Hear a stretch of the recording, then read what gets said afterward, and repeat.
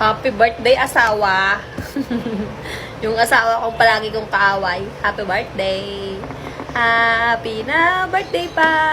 Happy na birthday pa.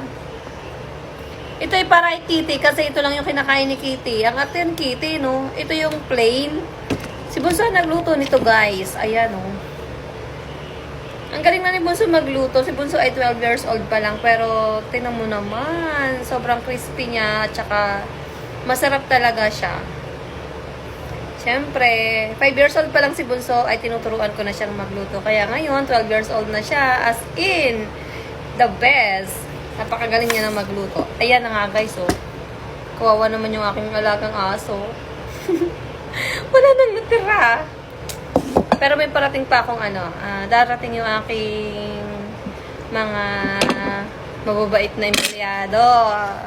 Kaya may natira ako. Joke. Ito lang. Ayan. Hindi naman ako naghanda ng sobrang dami. Nagluto lang ako ng at least lang kahit paano ay may pagkain lang kami.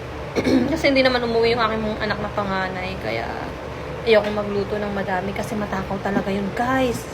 Yung si Christian Derek Reyes. Diyos ko po, ang takaw nun. Kaya ang taba. Pero pag kami lang ni Bunso, ganyan lang. Ayoko masyadong marami pagkain. Para hindi masayang. O, diba? Sabagay, hindi naman siya nasasayang kasi may mga alaga naman akong aso. Pero syempre, ayoko pa rin na nagluluto ng sobra-sobra. Kumbaga, kung ano lang yung sakto para sa amin, yun lang talaga yung niluluto ko palagi. Kailangan nating magtipid para tayo ay yumaman. Kailan kaya ako yayaman?